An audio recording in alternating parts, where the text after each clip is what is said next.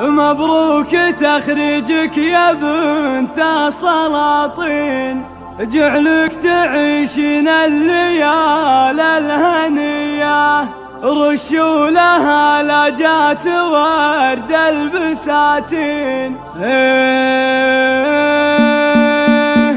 للشعر موقف والقصايد عناوين، فرايد تسمو بها شاعرية. مبروك تخريجك يا بنت السلاطين، جعلك تعيشين الليالي الهنية، رشوا لها لجات ورد البساتين. الله عطاك الزين والقابلية، الله عطاك الزين والقابلية، يا حماك من عيون الحسودين، يا الفارقة والمترفة والقوية، نار أهلك أسبط